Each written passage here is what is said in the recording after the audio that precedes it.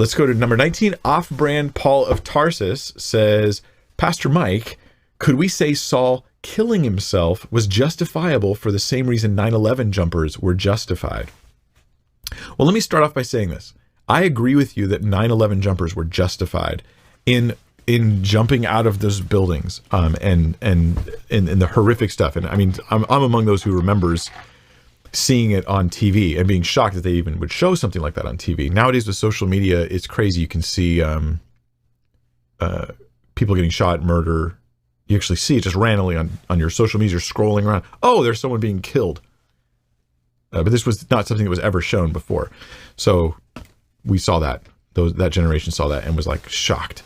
But I think they were justified because you were like, yeah, the jumping out of the window actually caused them to die, but their death was inevitable and imminent. It was not just inevitable, like one day when I'm 90, I'll die. It's inevitable. I can commit suicide at 23. Like that is obviously not what I'm talking about.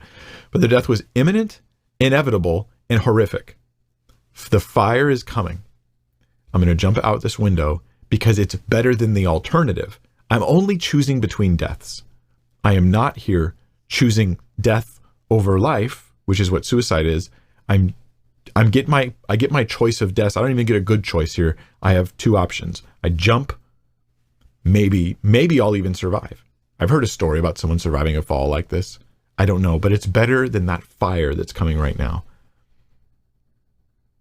I don't think there's any guilt there. I don't think there's any shame there. I don't think that there's any suicide there.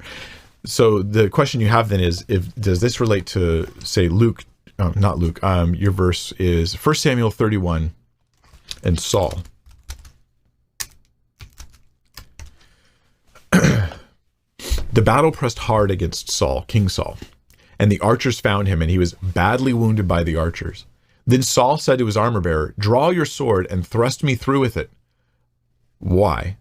Because he's depressed? No. Because he's like, I feel like I just don't have any hope in my life. No. He says, "Lest these uncircumcised come and thrust me through and mistreat me." So Saul knew that he was a king.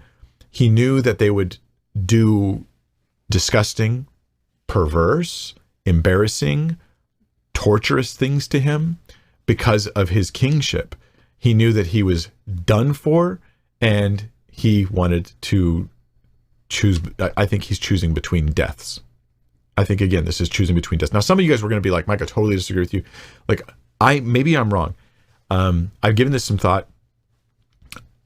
I think there's a difference between choosing between deaths and suicide proper. And when the hordes are coming in and they're going to castrate you and cut your toes off one at a time and bleed you out slowly in front of your family or something like this, versus a bullet, I'm inclined, maybe there's something horribly wrong in my reasoning here and I'm just not seeing it, and maybe I'll change my mind and I'll definitely tell everybody and make a video about it if I do. Okay, well, I don't understand this to be the same as suicide. So he says, draw your sword, thrust me through with it, lest these uncircumcised come and thrust me through and mistreat me. But his armor bearer would not, for he feared greatly. Therefore Saul took his own sword and fell upon it. And when his armor bearer saw that Saul was dead, he also fell upon his sword and died with him. And that seemed like suicide. And maybe Saul was wrong. And some of you would say, Mike, he should have just trusted God to deliver him. Except we know God wasn't going to deliver him. Saul knew it too, because he'd already been told.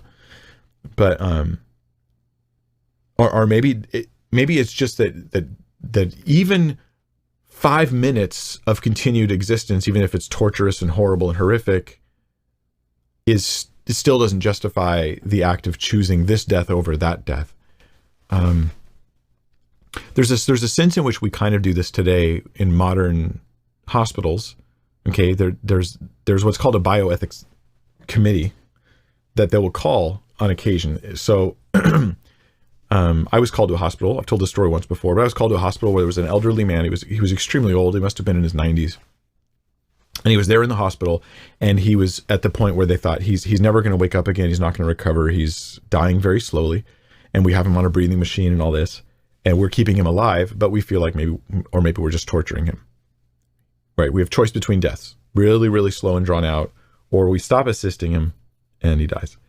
So they called this bioethics committee because the family doesn't want to decide. For whatever reason, his kids just didn't want to be involved.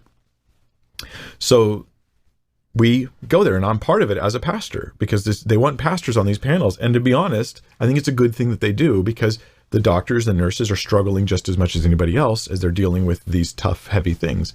And it also brings a different perspective.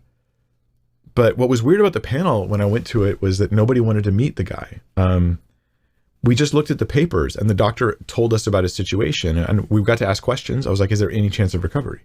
How long is he like this? Is he aware of the pain he's in? And I asked questions like this. And then I said, can I go see him?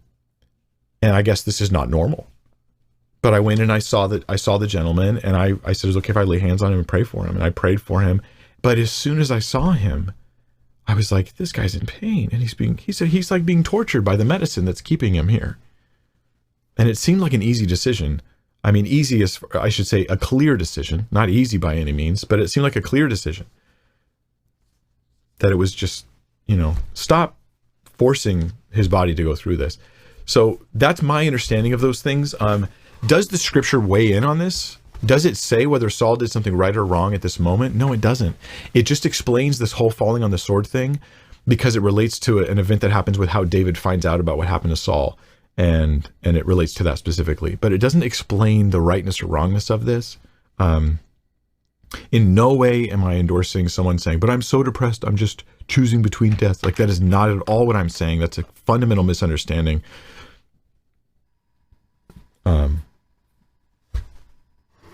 I think, yeah, anyway. I'll move on, and I hope that someone understood me.